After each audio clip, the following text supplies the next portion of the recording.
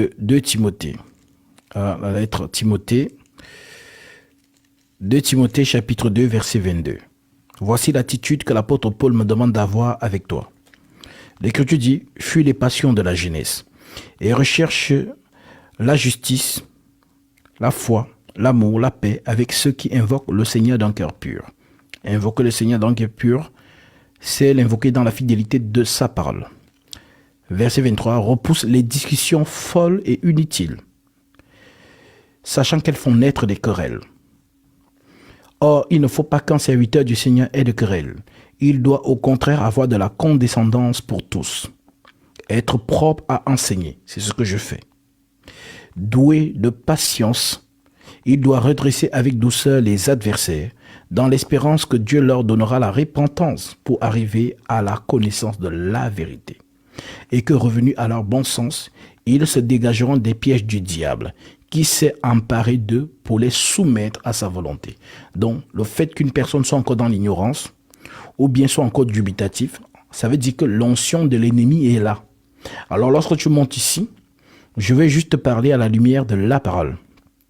Je ne serai pas dans la philosophie, parce qu'avec les chrétiens, je parle dans les Écritures.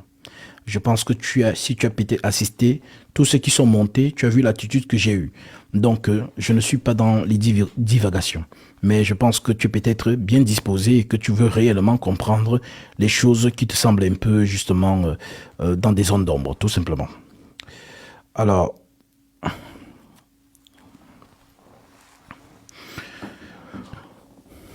Shalom. Bon, bonjour. Bonjour. Shalom. Ça me fait plaisir d'être là. Ça me fait vraiment plaisir. Ça fait longtemps que je te suis, que mon ami Islam m'a parlé de toi. Donc voilà. Merci pour ce petit passage que t'as cité, parce que c'est important, hein, vraiment. Je suis pas là pour, on va dire, être dans la bagarre ou quoi comme les autres. C'est parce que j'ai suivi le live depuis. Oui. Et voilà. En fait, mon problème, c'est qu'il y a, tout le monde est un peu dans le combat. Voilà. Et moi, je suis pas dans le combat. Moi, je suis un chrétien qui cherche à trouver la vérité. Voilà. Amen. Ça, c'est mon but. Voilà. Maintenant, dans ma quête de vérité, on va dire, forcément, je m'intéresse, on va dire, un peu à l'histoire du christianisme. Voilà. Oui. Voilà. Maintenant, en m'intéressant sur l'histoire du christianisme, je pense que tu es censé savoir que la Bible, c'est une collection de livres. Voilà. Cette collection de livres a été réunie par des hommes. Voilà. Ces hommes-là sont arrivés, pour la plupart, après Jésus et après les apôtres. Est-ce qu'on peut être d'accord sur ça? J'ai une retenue. Je vais te dire pourquoi. Oui. Je pense que tu étais là quand j'ai cité le Ésaïe 34, 16. Je ne crois pas, non. Ok, je vais donc relire Ésaïe 34, 16. Ok. Je vais prendre ma Bible aussi. Oui. Donc, si tu as la Bible avec toi, donc je vais te donner les versets et tu vas lire et comme ça, tu vas comprendre pourquoi j'ai gardé la retenue. Donc, Ésaïe chapitre, tu peux commencer par Ésaïe 34, 16. Ouais, attends. C'est 34, 16. Oui. Consultez le livre de l'Éternel et lisez. Aucun d'eux ne fera défaut, ni l'un ni l'autre ne manqueront, car sa bouche l'a ordonné. C'est son Fils, c'est son Esprit qui les rassemblera. Je continue? C'est bon. Ok. Donc, c'est ça qu'on appelle donc la prophétie. Ça veut dire que on dit que consulter le livre de l'Éternel. Ça veut dire que tout prophète qui est venu a amené un message. Donc, c'est-à-dire les prophètes de l'Ancienne Alliance. Maintenant, si tu prends Ecclésias chapitre 12, verset 13, qu'est-ce que l'Écriture dit? Si tu es plus rapide que moi, prends, hein, parce que... Oui, c'est pourquoi la Bible manuscrit, c'est vraiment bien, mais électronique, ça va plus vite, c'est vrai. Ouais. Désolé, hein, parce que... Non, t'inquiète. Je lis Ecclésias chapitre 12, verset 13. Il est écrit.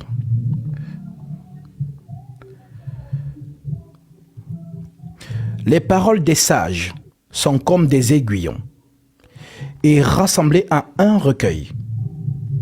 Elles sont comme des clous plantés donnés par un seul maître. Donc si je te posais la question, les sages là ont fait référence de qui? Je dirais de Jésus. Les sages. Les sages, en fait, on fait référence des prophètes et des apôtres. Voilà pourquoi dans 1 Pierre, on te dit, si je prends 1 Pierre, chapitre 1, l'apôtre Pierre déclare ceci au verset 10. Il dit, les prophètes qui ont prophétisé, touchant la grâce qui vous était réservée, ont fait de ce salut l'objet de leur recherche et de leur investigation, voulant sonder l'époque et les circonstances marquées par l'Esprit de Christ qui était en eux, et qui attestait d'avance les souffrances de Christ et la gloire dont elles seraient suivies. Il a fut révélé que ce n'était pas pour eux-mêmes, mais pour vous qu'ils étaient les dispensateurs de ces choses que vous ont annoncées. Maintenant, ceux qui vous ont prêché l'évangile par le Saint-Esprit envoyé du ciel et dans lesquels les anges désirent plonger leur regard. Donc, si tu comprends donc ça, à ce moment, tu vas donc comprendre la plénitude de cette écriture d'Éphésiens, chapitre 2, verset 20, qui déclare « Vous avez été édifiés sur le fondement des apôtres et des prophètes, Jésus-Christ lui-même étant la pierre angulaire. » Voilà donc pourquoi, quand tu, par exemple, tu disais dès le début que ce sont les hommes qui ont copulé, oui, c'est la prophétie, puisque l'Éternel l'a dit dans Isaïe 13 que tu as lu. Donc, par l'homme, Dieu copule. Voilà donc pourquoi l'enseignement des prophètes que nous avons reçu, Tanar, ainsi de suite, et l'enseignement des apôtres que nous avons reçu de ce qu'on appelle la Sainte Doctrine, c'est ça qui fait donc le livre. Voilà donc pourquoi le chrétien est fondé sur ce fondament-là, tout simplement. D'accord. Merci pour l'explication, très bonne explication. Je voulais parler sur un autre sujet. Enfin, ça reste un peu similaire. Oui. Du coup, sur la tradition. Oui.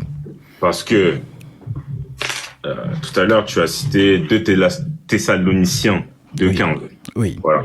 Qui parlait du coup de la parole des apôtres et des lettres. Oui. Voilà. Maintenant, donc moi, ce que je vois dans ce passage-là, c'est on souligne l'importance des lettres, donc oui.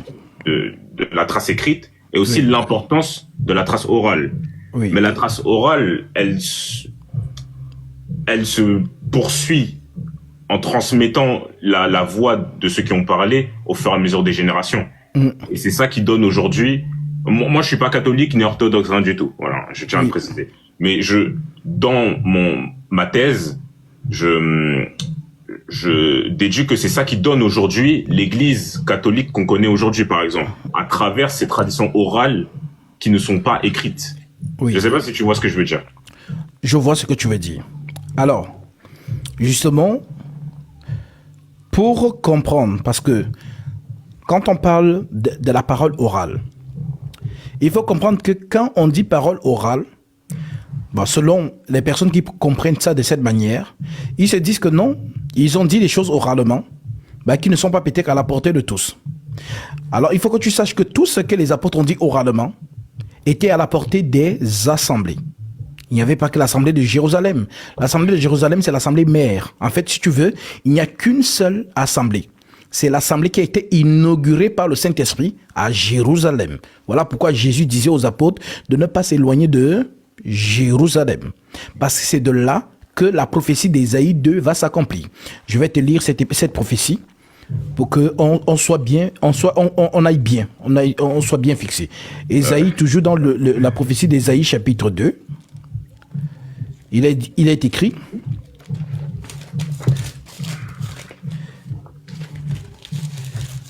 Ésaïe 2, verset 1. Il est écrit: prophétie d'Ésaïe, fils d'Amos, sur Juda et Jérusalem. Il arrivera dans la suite des temps que la montagne de la maison de l'Éternel sera fondée sur les sommets, que la maison de l'Éternel sera fondée sur le sommet des montagnes, qu'elle se lèvera par-dessus les collines et que toutes les nations y afflueront. Et que toutes les nations y afflueront.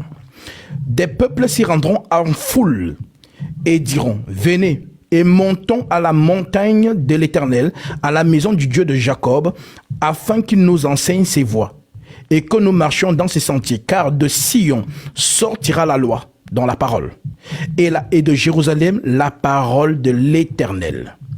Donc, c'est donc ça qui s'accomplit dans Acte 2. Voilà pourquoi dans Acte 2, tu vois qu'il y a tous les peuples de la terre ce jour-là. Et comme il y a tous les peuples de la terre, la parole vient donc, et Pierre donc commence la prédication. Et les peuples de la terre ont dit, parce qu'on cite ces peuples-là. Par exemple, si on va aller, parce que voilà, il faut vraiment, moi je suis très, voilà, j'aime beaucoup que quand je dis les choses, je les démontre aussi par les Écritures pour que ceux qui nous suivent puissent checker. Donc quand on lit par exemple dans Actes chapitre 2, au verset 5, on dit « Or, il y avait à Jérusalem des Juifs, hommes pieux de toutes les nations qui sont sous le ciel. Au bruit qu'il eut lieu, la multitude accourut et elle fut confondue parce que chacun les entendait parler en sa propre langue. Ils étaient tous dans l'étonnement et la surprise. Et ils disaient, les uns les autres, « Voici ces gens qui parlent, ne sont-ils pas tous galiléens ? Et comment les entendons-nous parler dans notre langue à chacun, dans notre langue maternelle ?» On cite donc les peuples là. Parthes, Mèdes, Élamites, ceux qui habitent la Mésopotamie, la Judée, la Cappadoce, le Pont, l'Asie, la Phrygie, la Pamphylie, l'Égypte dans l'Afrique, le territoire de Libye, voisine de Cyrène, dont Cyrène c'est à Libye, et ceux qui sont venus de Rome, dont on peut parler des Européens, juifs et prosélytes, crétois et arabes. Comment les entendons-nous parler dans nos langues les merveilles de Dieu? Donc, toute cette population qui était là a entendu l'évangile. Voilà donc pourquoi quand on arrive au verset 37, après la locution de Pierre, qui parle donc sous l'onction de la parole donc du Saint-Esprit, l'apôtre Pierre dit, ces gens-là disent, après avoir entendu ce discours, ils eurent le cœur vivement touché et ils dirent à Pierre et aux autres apôtres, hommes frères, que ferons-nous? Pierre leur dit, repentez-vous et que chacun de vous soit baptisé au nom de Jésus-Christ pour le pardon de vos péchés et vous recevrez le don du Saint-Esprit. Voilà donc comment la parole justement de Jésus s'accomplit sur le fait qu'ils ne doivent pas s'éloigner de Jérusalem. Maintenant, si je prends donc, selon, comme tu as dit selon toi, en général, je refuse ces arguments de selon moi. Mais comme tu es dans une démarche on va dire de recherche de vérité, moi, je te l'accorde. Si on prend par exemple, je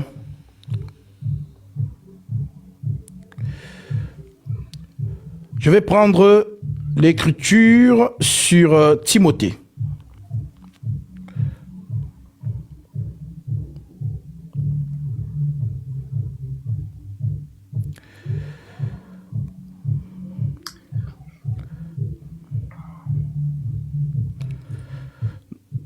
L'apôtre Paul dit à Timothée,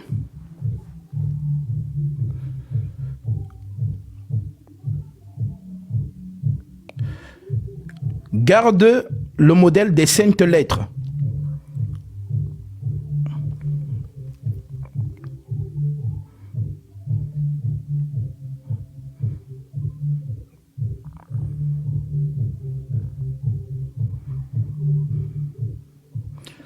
J'essaie de... Voilà, c'est ça. 2 Timothée chapitre 3 verset 15.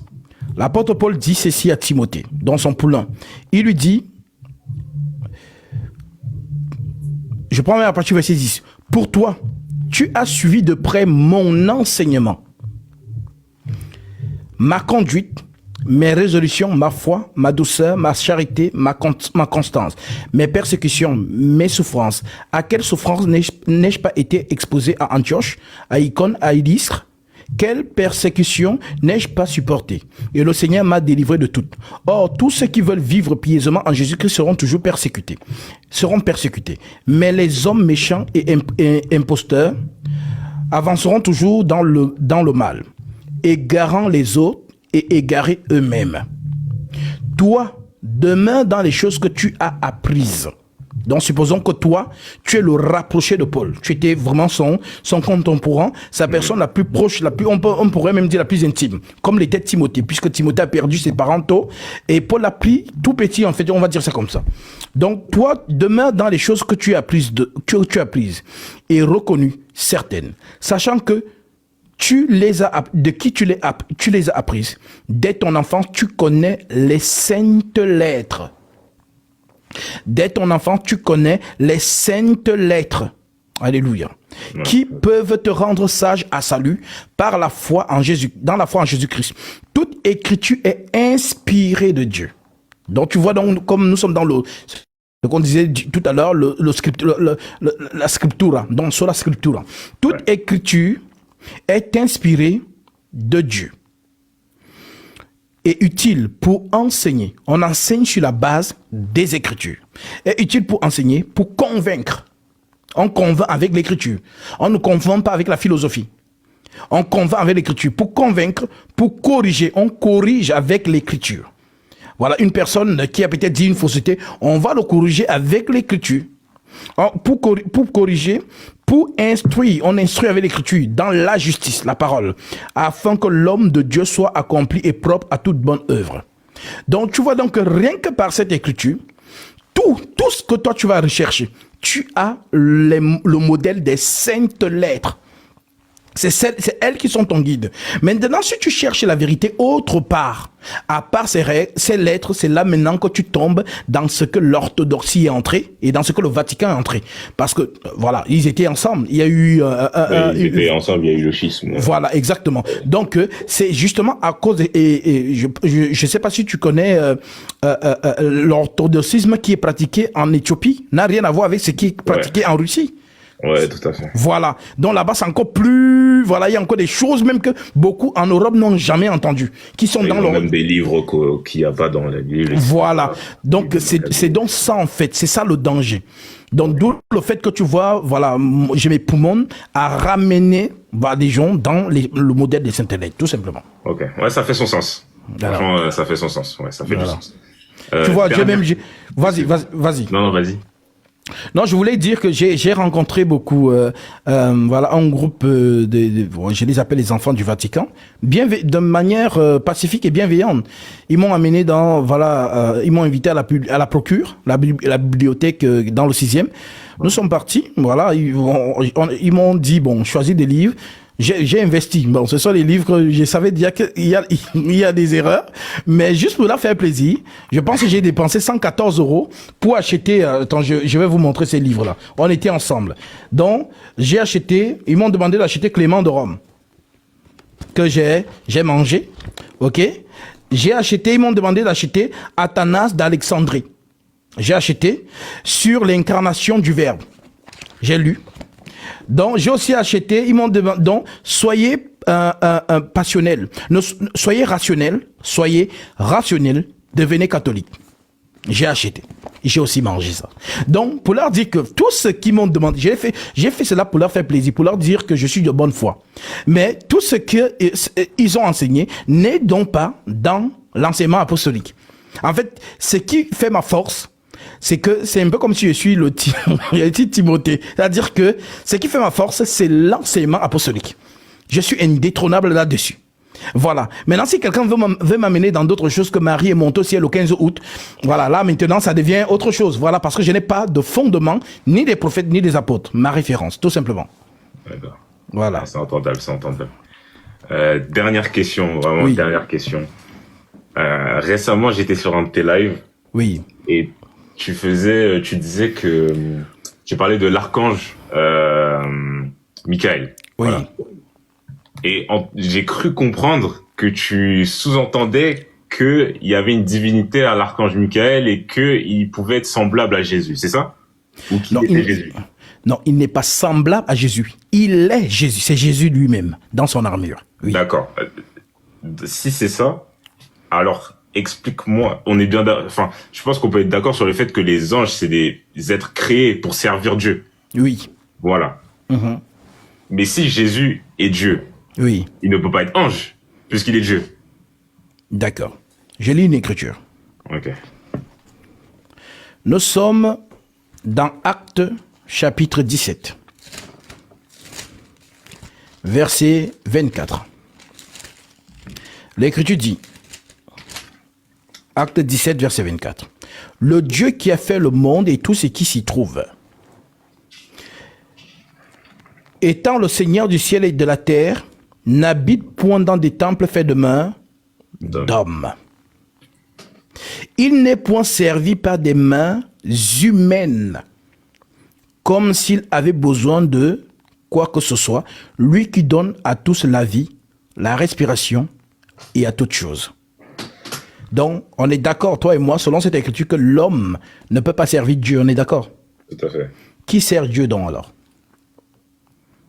C'est Dieu lui-même. Amen. Amen. Voilà donc pourquoi, si tu comprends donc que Dieu se sert lui-même, si on va donc lire Jean chapitre 16, que je cite souvent, Jean 16, au verset 7, voici ce que Jésus dit. Cependant, je vous dis la vérité, il vous est avantageux que je m'en aille, car si je m'en vais pas, le consolateur ne viendra pas vers vous. Mais si je m'en vais, je vous l'enverrai. Et quand il sera venu, il convaincra le monde en ce qui concerne le péché, la justice et le jugement. Et en ce qui concerne le péché, parce qu'il ne croit pas en moi, la justice parce que je veux au Père, et le jugement parce que le prince de ce monde est jugé. J'ai encore beaucoup de choses à vous dire, mais vous ne pouvez pas le supporter maintenant. Mais quand le consolateur sera venu, l'esprit de vérité, il n'y a pas deux vérités, il n'y a qu'une seule. Jésus nous a dit, je suis la vérité. Maintenant, le même Jésus nous annonce ici un esprit de vérité. Alors, le cartésien ou alors la personne qui raisonne qui pourra se dire, mais attends, il y a combien de... Jésus dit qu'il est la vérité. Il nous annonce encore un autre esprit de vérité. Y aurait-il deux vérités? Non. En autre terme, la personne annoncée, c'est qui? C'est Jésus lui-même. On retrouve donc ça dans Apocalypse chapitre 22, verset 16. Mais ce n'est donc pas le Saint-Esprit. C'est Jésus ou c'est le Saint-Esprit? On va y arriver. Il n'y a qu'un seul esprit qui opère. C'est l'évangile. Un seul esprit opère en tous. C'est un esprit. Voilà. On dit donc dans Apocalypse chapitre 22, verset 16, parole de Jésus, il nous dit ceci. Moi, Jésus, j'ai envoyé mon ange. Donc, comme tu disais tout à l'heure, ce sont les anges qui s'aident, ainsi de suite. Moi, Jésus, j'ai envoyé mon ange pour vous attester ces choses dans les églises. Je suis le rejeton de David, l'étoile brillante du matin.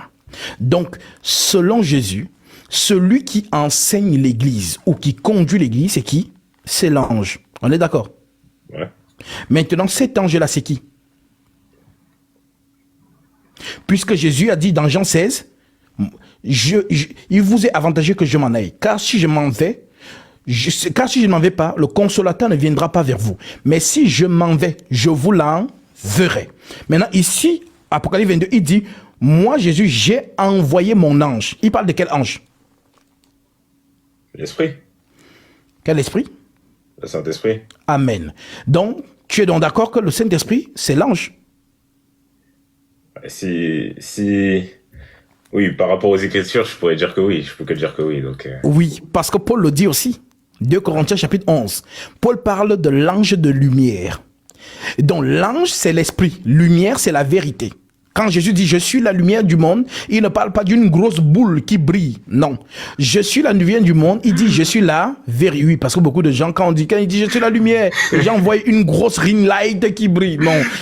Voilà. Donc, « Je suis la lumière du monde », il fait référence à la vérité. Maintenant, quand il parle de l'esprit de vérité, il fait référence à ce que Paul a dit « l'ange de lumière ». Et donc, oui, l'ange de lumière, Satan veut se faire passer de lui. Voilà pourquoi Paul dit Satan aussi se déguise en ange de lumière. Donc l'ange de lumière, c'est qui? C'est Jésus-Christ. Donc en réalité, la personne qui sert Dieu, c'est Dieu lui-même. Voilà pourquoi tu retrouves encore quand Paul te dit par exemple dans Romains chapitre 8 verset 26, voilà, on a l'impression qu'il y a deux personnes et pourtant pas. L'Écriture dit dans Romains 8 verset 26, de même aussi, l'Esprit nous aide.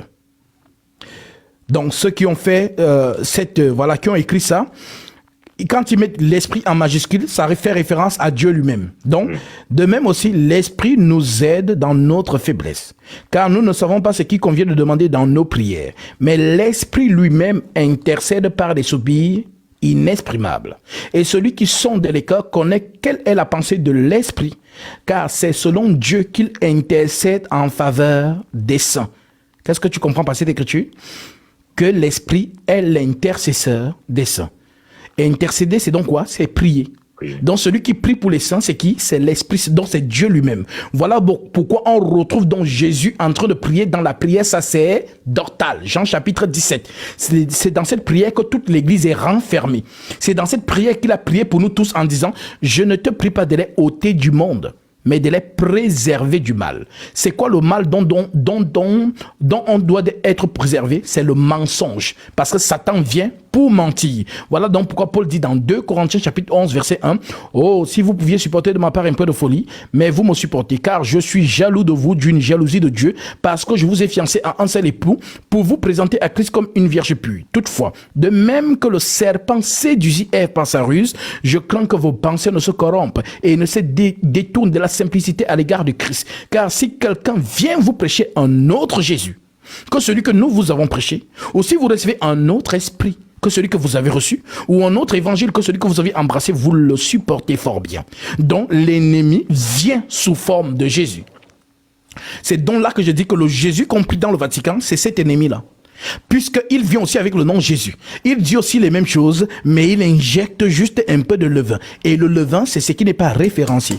Quand l'Esprit là te dit que Marie est montée au ciel le 15 août, et tu vois que tous les enfants du Vatican prient en direction de Marie, avec les chapelets, avec les litanies, avec les neuvaines. Il y a les neuvaines de Marie qui défait les nœuds. Les neuvaines du rosaire. Donc toutes ces choses, c'est justement prier en direction de cet esprit. C'est cet esprit que les gens là nourrissent sans le savoir.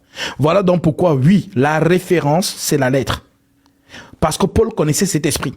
Et il nous a prévenu que l'esprit là va venir, quand je vais partir, l'esprit là va entrer. Acte chapitre 20, j'ai lu ça tout à l'heure, je pense que tu étais là, tu as compris. Acte chapitre 20, Paul dit, je sais qu'après mon départ, il s'introduira parmi vous des loups cruels qui n'épargneront pas le troupeau et qui enseigneront des choses pernicieuses pour entraîner les disciples après eux. Il a annoncé ça. Donc d'où le fait qu'aujourd'hui, le vrai chrétien n'est pas impressionné par le miracle. Parce que Satan fait les miracles. D'où le fait que le vrai chrétien n'est pas impressionné par les prophéties. Satan prophétise. Le vrai chrétien n'est pas impressionné par chasser les démons et toutes ces choses, parce que l'ennemi, justement, ruse. Voilà pourquoi on retrouve des statuettes dans le Vatican en train de pleurer le sang. Quand l'enfant du Vatican va voir ça, il se dit, oh miracle, oh, on va commencer à faire le pèlerinage dessus. On va commencer à créer des doctrines sur ces choses-là. C'est pour fonder la foi de ceux qui mettent foi dans ces choses. Voilà pourquoi Jésus dit, ne mettez pas foi à tout esprit, mais éprouvez les esprits pour savoir s'ils sont de Dieu. Alors c'est quoi l'esprit qu'on éprouve? C'est la parole. Car Jésus dit, ces paroles que je vous ai dites sont esprit et vie. Lorsqu'on dit éprouver les esprits, les gens pensent que non, c'est un fantôme qui va venir, comme dans les films ou bien dans les dessins animés de Disneyland. Je suis l'esprit. Ah, esprit, je t'éprouve. Est-ce que c'est toi Jésus? Oui, si c'est toi Jésus, est-ce que tu es Dieu? Non, c'est pas ça. Éprouver les esprits, ça veut dire, regardez la parole de Jésus. Jésus dit dans Jean 6, mais ces paroles que je vous ai dites sont esprit et vie. Donc en réalité, les paroles sont esprit. Un esprit, c'est un ange. Voilà, promulgué par des anges. L'esprit est un ange. Voilà donc pourquoi les paroles de Jésus sont esprit. C'est Jésus lui-même. Voilà donc pourquoi, quand quelqu'un me dit quelque chose, je compare ça avec ce que Jésus dit. Si ce qu'il a dit et ce que Jésus dit, c'est la même chose, amen. Mais si ce qu'il dit et ce qui est écrit n'est pas la même chose, je refuse. C'est un autre esprit. Voilà donc l'exercice dans lequel tout chrétien est. Tout simplement. Maintenant, si maintenant tu veux connaître, puisque les gens sont habitués au Jésus gentil, il y a le Jésus redoutable, les gens ne le connaissent pas. Donc le Jésus gentil, c'est celui qu'on met dans la crèche en bas. Voilà, c'est le Jésus, voilà, qu'on montre dans les films, ainsi de suite. Ça, c'est l'agneau, oui, l'agneau est gentil. Mais justement, s'il a pu nous sauver, c'est parce qu'il a accepté enlever sa couronne et venir sur terre sans couronne. Voilà pourquoi on s'est moqué de lui. Tu es le roi des Juifs? Où est ta couronne? Attends, comme tu n'as pas de couronne, on va t'aider. Ils ont tressé une couronne d'épines et on a mis sur sa tête. C'était une moquerie. Pourtant, il était vraiment roi. Il n'est donc pas venu avec sa vraie couronne. Pourquoi? Parce que sa couronne, c'est le lion. C'est le Jésus guerrier que Israël attendait. Israël n'avait pas de rendez-vous avec un agneau. Quand Jésus amène un discours qui dit « Priez pour ceux qui vous persécutent », Israël se dit « Mais attends, les Romains nous maintiennent esclaves depuis des générations. Les Romains nous torturent. Nous, selon les Écritures, on dit que le Messie va nous redonner droit. Il y aura rétablissement des 12 tribus d'Israël. Toi, tu arrives et tu nous dis qu'il faut prier pour les Romains. Tu nous dis il faut pardonner les Romains. Non, tu n'es pas le Messie. Voilà les critères qui ont fait en sorte que les Juifs refusent Jésus. Parce qu'il n'est pas venu en tant que guerrier. Le Messie d'Israël, c'est un guerrier. Voilà donc pourquoi lorsqu'il reviendra dans sa venue, c'est là où il viendra comme Israël l'attendait. Un guerrier. Je vous donne l'écriture. Matthieu chapitre 26, verset 62. Donc, je veux prendre même le chef d'Israël, de lui-même. Ça sort de sa propre bouche. Matthieu 26, verset 62. Il est écrit, le souverain sacrificateur, donc c'est le chef d'Israël. Le souverain sacrificateur se leva et dit, ne réponds-tu rien? Qu'est-ce que ces hommes déposent contre toi? Jésus garda le silence et le souverain sacrificateur, prenant la parole, lui dit, je t'adjure par le Dieu vivant de nous dire si tu es le Christ, le Fils de Dieu. Jésus lui répondit, tu l'as dit, et je vous le déclare, vous verrez désormais le Fils de l'homme assis à la droite de la puissance de Dieu, venant sur les nuées du ciel. Alors le souverain sacrificateur déchira ses vêtements, disant, il a blasphémé, parce qu'il a compris ce qu'il a dit. C'est-à-dire celui qui vient avec puissance à la droite, le souverain sacrificateur sait ce que veut dire droite. Selon Exode 6, la droite de Dieu, c'est la puissance, le déploiement de la gloire du Seigneur. Quand Dieu se fâche, c'est ce qu'on appelle donc la droite. Voilà donc pourquoi, permets-moi de prendre ça, c'est important pour ceux qui nous suivent parce qu'ils veulent comprendre ces choses. Exode chapitre 15, voilà, verset 6. Oui. Exode 15, 6, l'Écriture dit, ta droite, ô Éternel, a signalé ta force. Je commence même au verset 1. Parce qu'ici, c'est après la sortie de la victoire contre l'Égypte.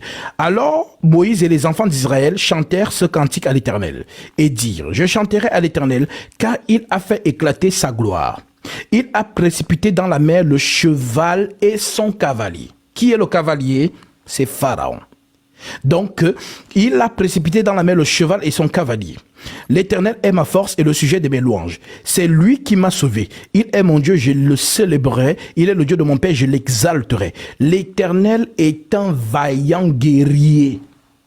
Il n'y a qu'un seul guerrier en Israël, c'est l'Éternel. Voilà donc pourquoi on dit que Michaël, c'est le protecteur d'Israël. Daniel 12, verset 1. Si tu as l'écriture, tu peux lire.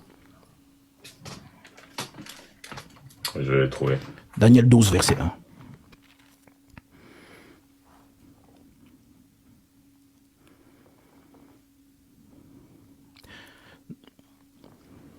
Donc, si tu lis dans le téléphone, on n'entend pas. Mais si tu lis dans la Bible manuscrite, on va entendre. Ah, ok. Voilà. Je vais peut-être prendre un peu de temps. Attends, je sais pas. Ne t'inquiète pas. On est là pour ça parce que voilà, il y a beaucoup de gens qui ne connaissent pas ces choses. Voilà pourquoi tout ce que je fais là, je parle dans la doctrine. Je ne suis même pas encore monté avec vous dans les enseignements solides. Parce que là-bas, c'est là où les gens vont comprendre qu'on ne les a jamais prêché Jésus. Très bien, très bien. Ok, Daniel 12. Verset 1. Ok.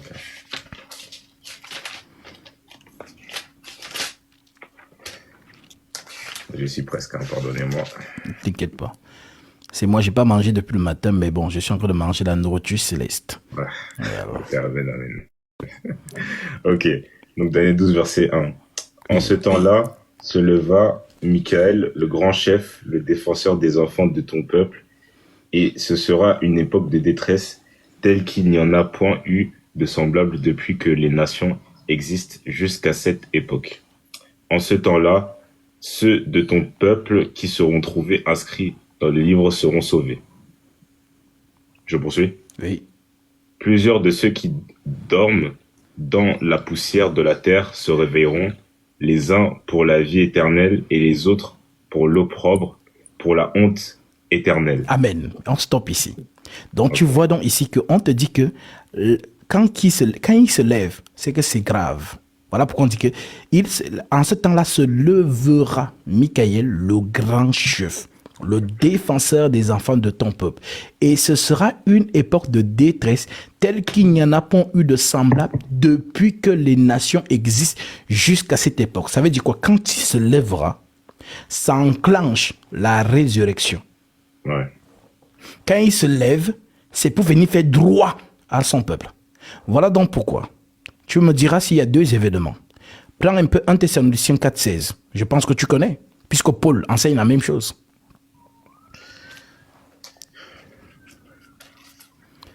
Épître de 1 Thessaloniciens chapitre 4 verset 16. Ouais, premier épître, 1 Thessaloniciens chapitre 4 verset 16. Donc, car le Seigneur lui-même a un signal donné à la voix d'un archange et au son de la trompette de Dieu descendra du ciel et les morts en Christ ressusciteront. Alléluia. Premièrement. Amen. Donc, tu vois donc que celui qu'on appelle Michael là-bas, c'est celui que Paul appelle le Seigneur lui-même à la voix d'un archange. Qu'est-ce qu'on appelle l'arc? C'est un jeu de mots. Je ne sais pas à toi que je vais apprendre ça. Arco, c'est-à-dire, arc veut dire ange supérieur, donc chef des anges, les archers, donc celui qui est devant. Donc, quand il vient batailler, il n'envoie pas les soldats devant lui, les derrière. Non, c'est lui qui ouvre la bataille.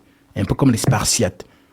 Voilà, si tu as regardé les 300. Voilà, donc leur roi lui-même, il était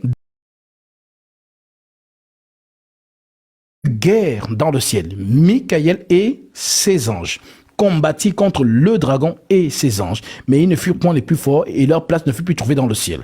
Donc c'est cet événement-là que Jésus dit, j'ai vu Satan tomber du ciel comme une éclair. Bon, je ne vais pas entrer dans ça.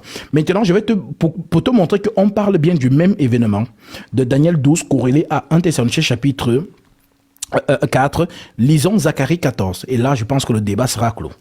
Les gens vont nous dire qui vient là-bas. Zacharie 14, verset 1. Zacharie, c'est l'avant-dernier livre de l'Ancien Testament. Ouais. Amen. Ouais. Zacharie, combien, pardon? 14, verset 1, à partir du verset 1. Ok. Dans la détresse que parle Daniel, en temps de détresse, et voilà, donc on va voir c'est quoi la détresse là ici. Vas-y.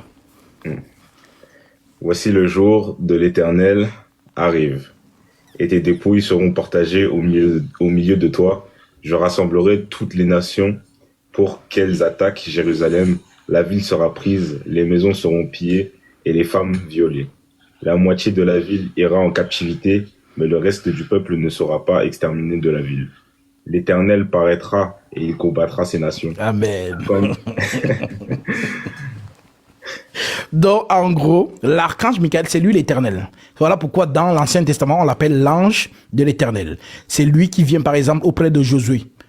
Je pense que tu connais cet épisode, quand Josué va à Jéricho et qui doit combattre, voilà. Il y a un être qui apparaît avec une épée. Alors Josué est troublé et il lui dit, mais tu es qui? Et il dit, je suis le chef de l'armée de l'Éternel. J'arrive maintenant. On dit donc, Josué s'est prosterné la face contre terre et Josué lui dit, que veux-tu que je fasse, mon Seigneur? Et l'ange lui dit, ôte les souliers de tes pieds, car le lieu sur lequel tu te tiens est une terre sainte. Donc, c'est le même qui a dit ça à Moïse, en fait, sur la montagne. En fait, il faut savoir qu'en fait, la Bible, c'est-à-dire, je prends un exemple tout court. Tu as un enfant? Ah non. Ok. je prends un exemple parce que les bébés... J'ai 20 ans de moins. Ah, d'accord. Donc, en fait, les bébés, ils aiment bien jouer avec la barbe de leur papa. Tu vois? Et donc, si le père va se raser, se coiffer, et il revient tendre les mains à son bébé va refuser. Pourquoi? Parce qu'elle ne reconnaît pas son père. Pourquoi? Parce qu'il y a eu une légère modification. Il n'a plus la barbe. C'est dans le cas avec Jésus, pour beaucoup. Ça veut dire qu'il connaît Jésus sur un seul aspect.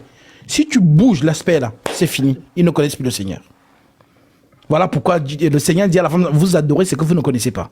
Donc, c'est ça, en fait, beaucoup de personnes. Ils ne savent pas que celui qui travaille du commencement jusqu'à la fin, c'est Jésus. Voilà pourquoi tu vas voir que dans la Bible, de Genèse à l'Apocalypse, on ne te parle que de 2 anges. Pourtant, il y a des milliards et des milliards d'anges célestes. Mais, dans tout ce livre, on ne te parle que de 2. On te donne que le prénom de 2. Michael et Gabriel. Voilà. Donc, qui veut comprendre Salomon, fait les recherches sur Gabriel. Et vous allez voir que les fonctions de Salomon, ce sont les fonctions que joue Gabriel. Et les fonctions de David, ce sont les fonctions que joue Michael. Voilà pourquoi on dit que David, c'est le lion. Et Salomon, c'est l'agneau. C'est le jugement. Voilà donc pourquoi Salomon est réputé en Israël pour le jugement et la sagesse.